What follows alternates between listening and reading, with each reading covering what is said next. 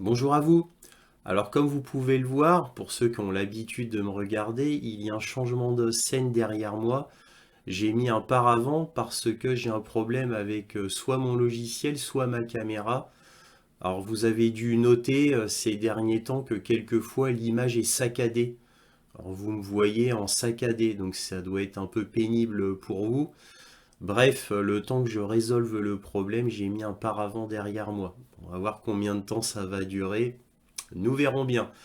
Bref, là, cette vidéo, c'est la rencontre de Joe Biden et de Xi Jinping qui a eu lieu le 15 novembre à San Francisco. Donc, c'est un événement très important, un événement diplomatique majeur. Et je vais vous conter l'histoire de la rencontre de Joe Biden et Xi Jinping qui ne se déroula pas comme prévu. Alors tout d'abord, juste avant que Xi Jinping arrive à San Francisco, déjà Joe Biden avait critiqué l'économie chinoise en disant qu'elle n'était pas très bonne, qu'elle avait des difficultés. Bon, c'est pas faux, mais c'est pas quelque chose qu'on annonce au monde avant que l'interlocuteur arrive dans son pays. Surtout un événement aussi important avec Xi Jinping qui arrive à San Francisco, aux États-Unis. Donc on prend normalement toutes les précautions. Bon, première petite gaffe de Joe Biden. Alors ensuite, la rencontre s'est très bien passée. Les deux hommes ont parlé, se sont promenés dans un parc, ils ont discuté. Tout le monde attendait avec angoisse un faux pas de Joe Biden et finalement tout s'est très bien passé. Joe Biden a même échangé une petite blague avec Xi Jinping qui ne dénotait pas de l'ensemble, il n'y avait pas eu de fausses notes, ça correspondait bien à l'ambiance. Bon, tout se déroulait bien. Alors de quoi ont-ils parlé avant le dénouement final, bien entendu, que je vais vous dévoiler? Alors ils ont parlé principalement du problème du fentanyl, c'est-à-dire cette drogue opioïde qui fait des ravages aux États-Unis et dont beaucoup de composants viennent de Chine. Donc les États-Unis voulaient voir avec la Chine qu'est-ce que Pékin pouvait faire pour arrêter ce commerce illégal de fentanyl donc aux États-Unis. Alors la Chine étant un gros pourvoyeur soit du fentanyl en lui-même déjà prêt, soit des composants qui permettent de le fabriquer aux États-Unis, et bien voilà. Donc les États-Unis ont demandé à Pékin de réagir fermement et de bloquer tous les laboratoires en Chine qui fabriquent et vendent illégalement ces composants ou la drogue en elle-même aux États-Unis qui, je vous le rappelle, fait des ravages là-bas, puisqu'aux États-Unis, ça fait des dizaines de milliers de morts, hein. Donc le fentanyl aux États-Unis. Ils ont parlé aussi d'intelligence artificielle, puisque les deux pays sont à la pointe au niveau de l'intelligence artificielle, et ils ont parlé, alors je vous parle que des gros sujets, ils ont parlé de beaucoup d'autres sujets, mais ils ont parlé de Taïwan, qui était le plus gros sujet de la discussion, bien évidemment. Alors, bien évidemment aussi, on ne sait pas ce qu'ils se sont dit, on n'a pas les détails, mais tout le monde est d'accord pour dire qu'il y a eu une bonne discussion, que tout s'est bien déroulé. Alors, bien déroulé, attention, hein, dans le sens qu'il n'y a pas eu d'impair, parce que tout le monde est d'accord aussi pour dire que rien n'a été résolu après la réunion de Joe Biden-Xi Jinping. C'est-à-dire que aucun des sujets qui ont été abordés s'est terminé par un accord. Du tout. Ils ont été en désaccord sur absolument tout. Alors peut-être à part le fentanyl, mais tous les journalistes ont dit que rien n'est sorti de cette discussion, absolument rien. Les États-Unis n'ont eu aucun gain, absolument aucun. Alors quant aux Chinois, ont-ils eu des gains? Apparemment non, aussi, logiquement. Mais en tous les cas, vous allez me dire, mais pourquoi, étant donné la grande tension qu'il y a entre les États-Unis et la Chine, comment ça se fait que Xi Jinping tout d'un coup est accepté de venir à San Francisco? Bah, c'est tout simplement parce que l'économie chinoise est en très mauvaise forme, hein, pour parler, on va dire gentiment. Donc l'économie chinoise va très mal. Il y a un taux de chômage très important en Chine, surtout au niveau des jeunes. Et il y a beaucoup de fermetures d'usines en Chine, faute d'achats et d'investisseurs étrangers. Donc Xi Jinping a accepté uniquement, en gros, pour essayer de reprendre un commerce intensif, va-t-on dire, avec les États-Unis. Voilà pourquoi Xi Jinping s'est déplacé. Uniquement pour ça. Pour essayer de redresser la barre économique de son pays. Uniquement pour ça. Bon, bref.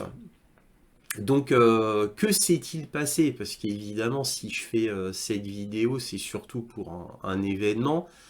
Eh bien, peu après que Xi Jinping soit parti de San Francisco, il y a une conférence de presse avec Joe Biden, donc toutes les caméras, par terre de journalistes, et il y a une journaliste qui demande à Joe Biden s'il maintient le fait que Xi Jinping est un dictateur. Parce que c'est ce qu'avait dit Joe Biden il y a plusieurs mois, que Xi Jinping était un dictateur.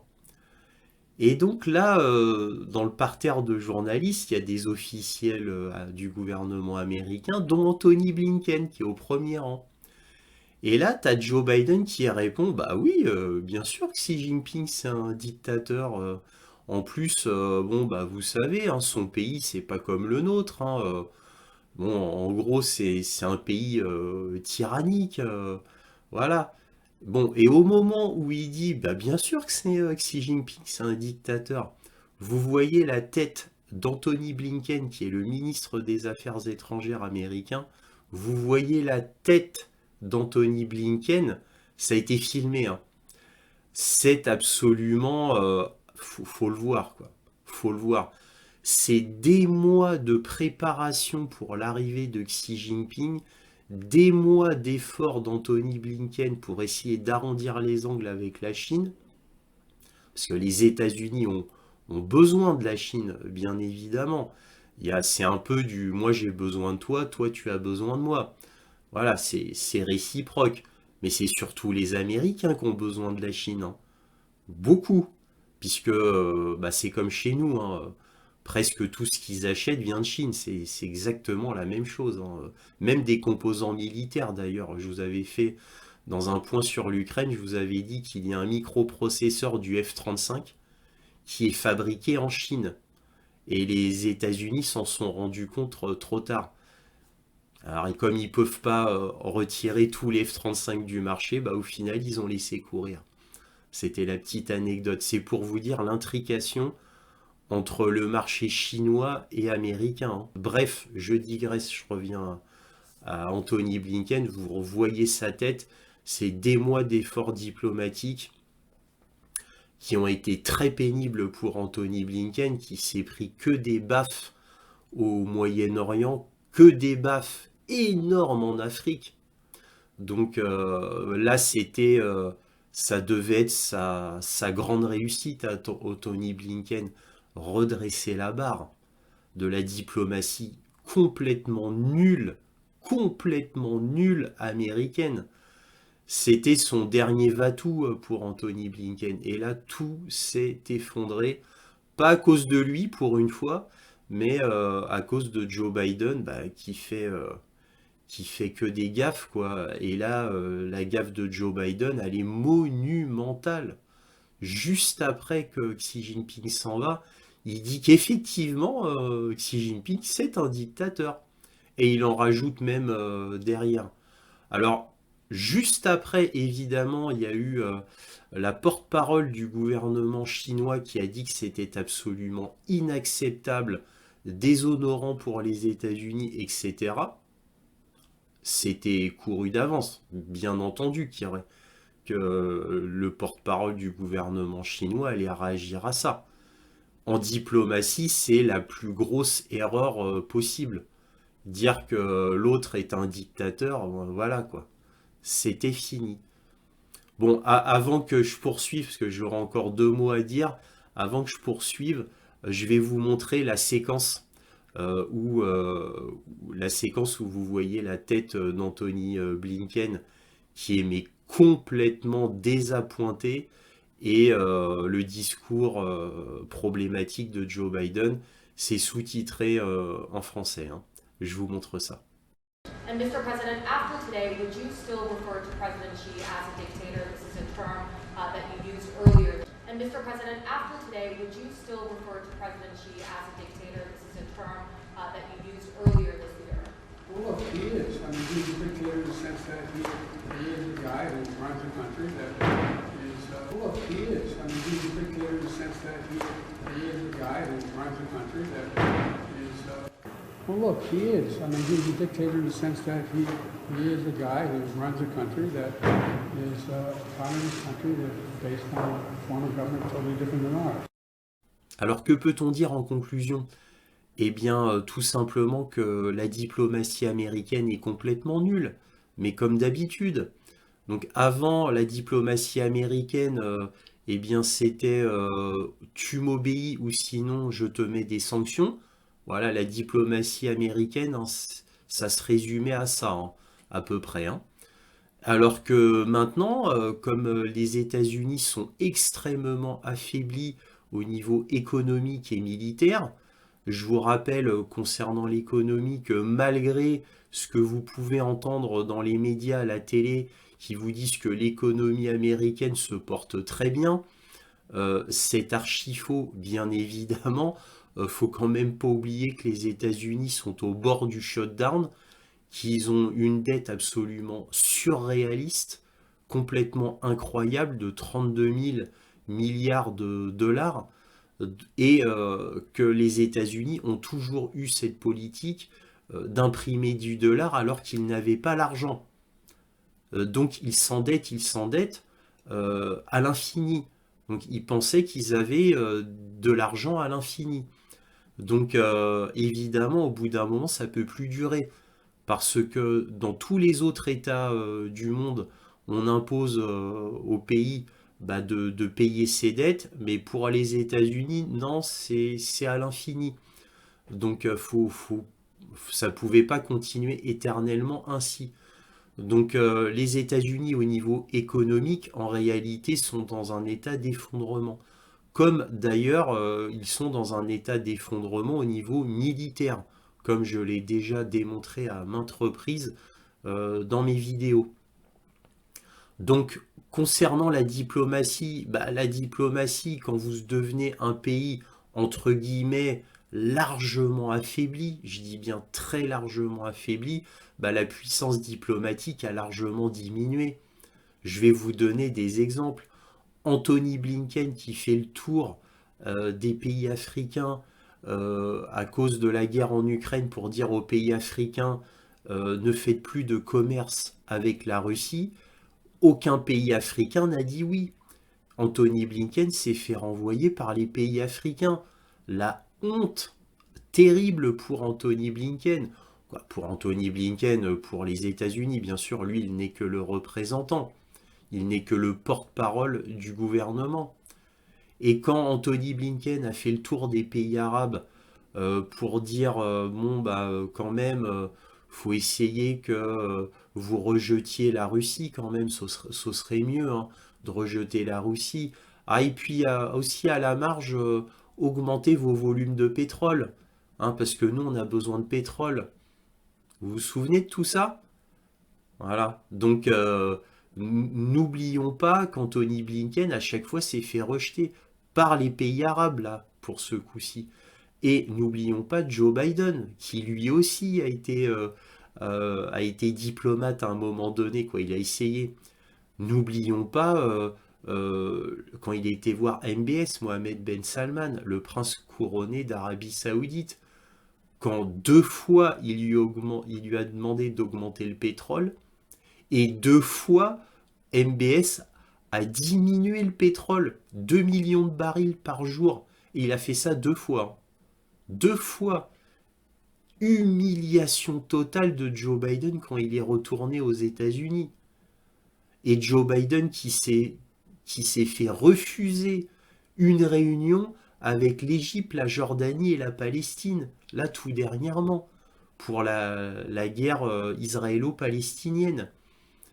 Donc on lui a carrément refusé une réunion avec lui. Ces 3 pays arabes, vous imaginez la honte. Et Anthony Blinken qui a été voir MBS et qui MBS l'a fait attendre toute une nuit dans une antichambre pour une réunion. Et au final, on a fait comprendre à Anthony Blinken que la réunion était reportée. Et évidemment, quand il a eu la réunion avec MBS, ça a duré très très peu de temps, ça a été très court. Et on lui a dit, oui, bon, retourne chez toi, on va absolument pas écouter ce que tu nous dis. On se fout, mais complètement de tes ordres. Voilà. Vous imaginez tous ces exemples. Et il y en a bien d'autres. Donc c'est pareil, c'est comme Joe Biden qui avait dit il y a quelques mois que Xi Jinping était un dictateur.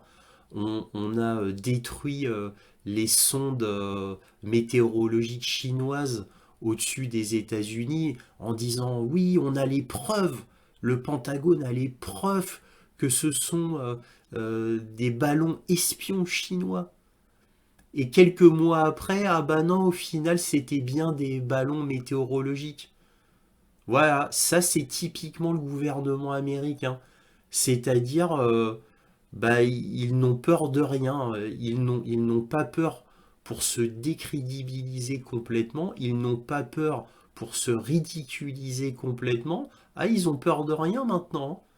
Ils sont plus à ça près. Voilà. Et économiquement, là, ils font face à un shutdown, à un arrêt complet du pays bah, parce qu'ils n'ont plus d'argent. Voilà, tout simplement. Alors là, je ne sais même pas comment ils vont faire pour redresser la barre au niveau économique. Je ne sais pas comment ils vont faire. Comment vont-ils rembourser les dettes? Je n'en ai strictement aucune idée. Mais bon, là, je digresse. Revenons à la diplomatie américaine. Donc là, avec ce dernier événement, mais quelle crédibilité les États-Unis peuvent avoir au niveau international? Ils ont perdu tout leur prestige il y a déjà bien des années. Bien des années. Ils ont perdu tout leur prestige, toute leur réputation, toute leur crédibilité. Regardez là, même militairement, bon, sans parler de l'Ukraine, même militairement, regardez au Moyen-Orient. Ils ont envoyé 2 porte-avions, mais ils sont loin du théâtre des opérations. Donc ils ne vont rien faire.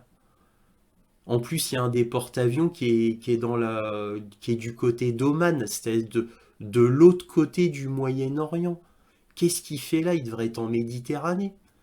Bah non, ça c'est pour éloigner les porte-avions. Alors certes, il y a eu la menace russe des MiG-31K avec des missiles Kinjal. Ça avait fait reculer de pas mal de kilomètres les porte-avions. Mais bon, il y en a même un le général Ford, qui était même retourné vers l'Italie quand il y a eu cette annonce russe, et puis ensuite qui est revenu quand même en catimini sur le théâtre des opérations. Mais vous voyez, c'est ça les États-Unis maintenant. Ça devient mais vraiment ridicule. Certes, ça reste une puissance, mais c'est une puissance qui est extrêmement affaiblie. Voilà. Bon, je vais en longueur, pardonnez-moi, donc je vais arrêter là. Si cette vidéo vous a plu, un petit pouce, un abonnement, un commentaire, éventuellement un petit don, lien dans la description. Merci à tous de votre soutien et toujours, soyez curieux.